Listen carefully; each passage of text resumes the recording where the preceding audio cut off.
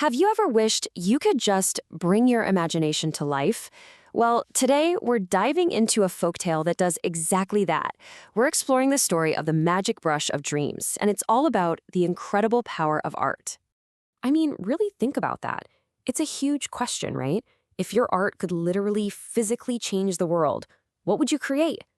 This story introduces us to a young hero who gets to answer that very question.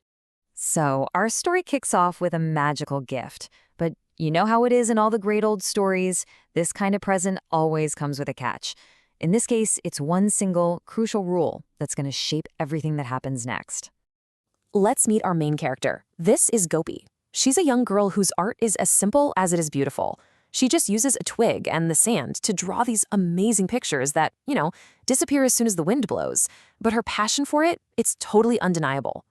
But even though her art is so temporary, it doesn't go unnoticed.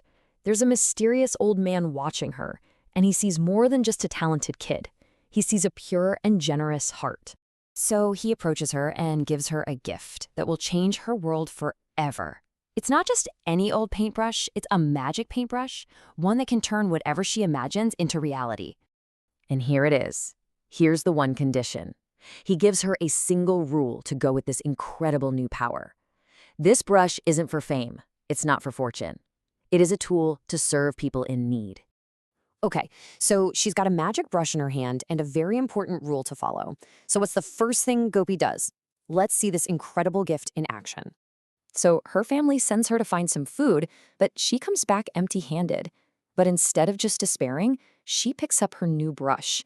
She paints a steaming bowl of khichdi, a simple, nourishing dish. And as she paints the last stroke, the painting just leaps into existence. It becomes real, warm food. Her village is just stunned. They have literally just witnessed a miracle. And this is just the beginning. Gopi becomes the heart of her village, painting not what people want, but what they truly need. A warm muffler for a farmer who's shivering, a new plow to till the fields, a soft shawl for an elderly woman.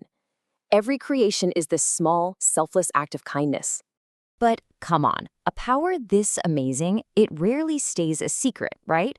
Word of Gopi's magic just spreads like wildfire. And it eventually reaches the ears of the local Zamindar, a very wealthy, very powerful landowner who sees her gift not as a way to help others, but as a golden opportunity for himself. And just like that, the stage is set for the story's big conflict. It's a classic battle, really. Selfless generosity versus all-consuming greed. So the Zamindar summons Gopi to his palace. He has zero interest in feeding poor people or helping the village. No, he demands she paint him something to show off his own immense power and wealth. And right here, we see the moral heart of the story laid bare. On one side, you have Gopi's power. It's creative, it's for the community, it's life-giving. On the other side, the Zamindar's greed. It's all about hoarding, being selfish and isolating. It's a really powerful contrast between two totally different ways of seeing the world. Gopi, staying true to her promise, refuses. She tells the Zamindar her gift is only for the poor. Well, he is enraged by her defiance, so he has her thrown into a cold, dark prison cell. And suddenly, the stakes are higher than ever. But the Zamindar has made a critical mistake. He's locked Gopi in a cell, yeah, but he hasn't taken away her creativity. And he definitely hasn't taken away her courage. Trapped in her cell, Gopi starts to paint what might be her most brilliant creation yet. It's not gold or jewels like the Zamindar wanted, no. It's something way more valuable, a winding road, a path leading directly to freedom. A road needs a traveler, right? So next, she paints this magnificent horse, and it just springs to life right off the wall. She leaps onto its back and gallops towards freedom, with the furious Zamindar and his men chasing right after her. The great escape has officially begun. But Gopi is always one step ahead. To end the chase once and for all, she paints one final brilliant obstacle, a mighty river, way too wide and with currents way too fast for the men to cross. She has literally painted her own salvation.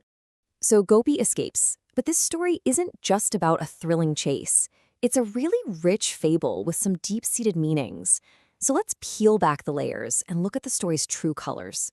With the river between them, Gopi issues this final, powerful threat. She understands that the same brush that creates can also create fear. The way she repeats, on you, and you, and you, it just emphasizes her control and turns the Zamindar's own greed against him. He flees, totally defeated, not by force, but by imagination. You know, if you noticed a certain rhythm or rhyme in those quotes, that's because this whole tale is a piece of narrative poetry. It's a story told in verse, and that's what gives it that timeless, kind of sing-song quality of a classic fable. And like all great fables, this one is just rich with symbolism. The paintbrush itself is the most powerful one. It's the idea that art has the ability to literally change the world. The Zamindar's fortress represents cold, hard greed, while the river and the threat of the beast, well, they act as barriers, showing how goodness can protect itself from corruption. Ultimately, the story's moral is all captured in this final, stark contrast. It really just boils down to a timeless lesson. True power isn't about what you can hoard for yourself, but what you can give to the world. And so, the story leaves us with a challenge. The rule of the magic brush is so simple. Help the poor, not the wealthy. But how do we apply that beautifully simple idea to our own pretty complicated world? Now that's a question worth painting your own answer to.